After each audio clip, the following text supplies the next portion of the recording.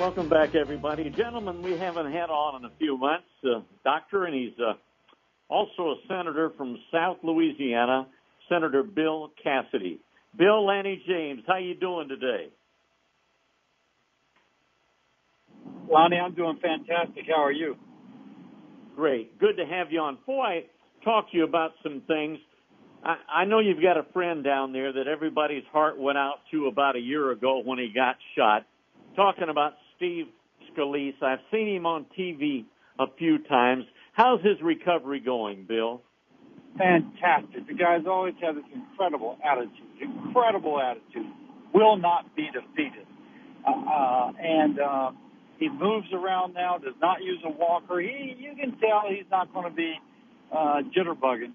But the idea that the guy almost died and perhaps was going to lose the use of his leg, and now he moves in, and unless you kind of pay attention, you wouldn't notice anything different. It's just remarkable.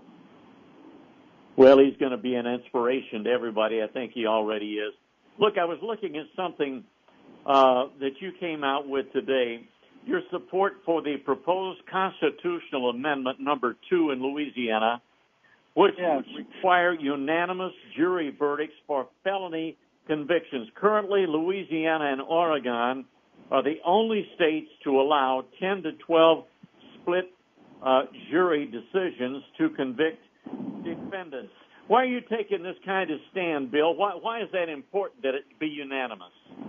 Because a fundamental principle of our system of justice is that you're innocent until proven guilty. And I basically just went to the mattresses for Brett Kavanaugh, saying that he's being accused. He should be considered innocent until proven guilty. And that's a principle that we rely on, and we certainly relied upon with Brett Kavanaugh. And in every other state, Mississippi, Arkansas, Texas, I say every other state but one, you mentioned Oregon, it is fundamental that you have to have a unanimous decision before somebody is convicted. I just think that kind of in the kind of ethic of how folks defended Brett Kavanaugh and in consistency with our neighbors and the rest of the country, that's where we should be. Bill, does it look like this is going to pass? I don't know that. I have not seen poll data. I do know that Louisiana Family Forum is in support of, the Republican Party of Louisiana, frankly, the Democratic Party of Louisiana, the Catholic bishops, all these groups that I have great respect for, except for the Democrats, they're all in favor of. And so I think we're in good company. Bill, I've said this so many times. My dad would roll over in his grave if he knew what the Democratic Party had become. And I'll be honest with you, Bill, I don't even know what it is. I call it the socialist progressives, but they're insane. There's no logic in anything they do or say. We're talking about thousands of people trying to storm our borders, demanding that they're able to move into this country. We need to stop that. We don't know who probably half of them are. What do you think about it? Why the idiocy of these people? Is it all to ultimately get Democratic votes with their ultimate goal to take power in this country? Once again, none of it makes any sense to me. Straighten me out on this. If you think about it in terms of electoral politics, it makes sense. It's electoral politics because Democrats need the Latino votes, and they think in some way this will make Latinos more likely to vote Democratic. Secondly, if these folks actually get into the country, they oftentimes move to big cities.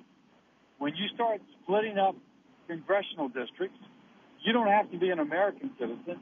You just have to be an American. And if you're in America, you're going to get more votes, if you will.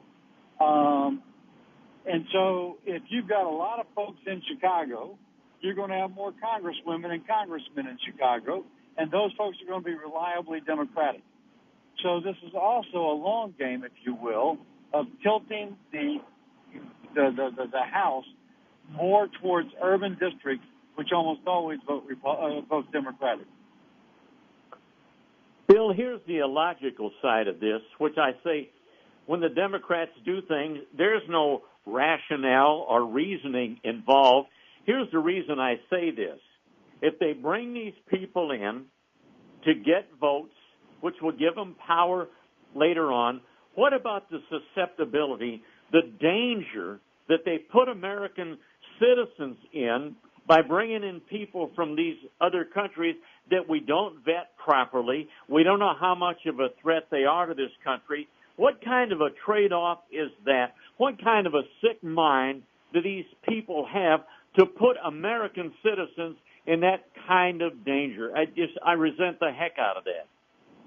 I agree with that. And when Mexico is now telling us that people are coming across their southern border who are, again, as one of your earlier callers said, not from Central America, but they are from India, Somalia, Pakistan, and some of them allegedly are members of ISIS. This is not about Central Americans in of itself. But, Lonnie, I'll just tell you, even if everybody coming across the border in that caravan is law-abiding, the fact is that we have to be able to control our borders. We just do. That's what countries do. Countries actually have intact borders. And I don't think we need to build a case that there might be members of ISIS. There may be, there may not be. We have to be able to control our border. Any country does that. Bill, of course we do. And look, I admire Trump. I know he's got some little rough edges around him, but it seems like everything he does, unlike his predecessor, Barack Hussein Obama, is about America, making America better, making America great again, and making us safe. Why does he catch so much flack from these wacko liberals on the other side? Why don't they see the light? They want power. I can't. It's a hell of a trade-off to make, Bill. Well, there's two ways to look at it. One way is just quite fairly, as you said, they want power. And if folks are upset with Trump, and if you can make them more upset, they'll vote Democratic, that's where they will go. In fairness, President Trump has an amazing ability to make people mad. Yeah, it's true. And sometimes he brings it on himself. I'm not sure he always has to tweet the things he tweets. And some of his best friends on that phone, please don't tweet. Although I will say a fellow from Shreveport told me the other day that when the president tweets, he feels like he's speaking to him in particular. Just so it cuts both ways, but sometimes the president brings this on himself. But you know, Bill, he was able to circumvent the fake media, the fake news. And look, that's reprehensible to me. I've been in this business for 60 years. We have an obligation to tell the people of where we live, of our state, of this country. We have an obligation to tell them the truth. And, you know, they get on Trump about jumping on the media. Bill, he doesn't jump on the media. He jumps on the media that's putting out false information. I'm glad he's doing it. These people need to be called before the American public and exposed for what they are. But why do they all lean in that liberal direction, Bill? What's the reason behind it? I'm not quite sure. It is amazing the bias you can see in the mainstream media. Totally amazing. And, of course, we just spoke how sometimes Trump makes people mad, but their bias preceded Trump making them mad. And so, but a lot of them have never had a business. In fact, most of them have never had a business. Most of them have not had a profession or job outside of the press. And so if all you ever do is report on other people, you may end up with a different perspective than somebody who has to make payroll or somebody who has to hold down two jobs to make things work and looks around and sees others getting something free when they're trying to hold down two jobs to pay for themselves. And so they just may have a little bit of a different perspective than the average American. Bill, got about 20 seconds. How are the midterms going to go? I think midterms, I think the Senate, I think we do okay in the Senate. The House, we just have to cross our fingers, speaking as a Republican. Hey, thanks for being on our show. Good to talk to you again. Thank you, Lonnie.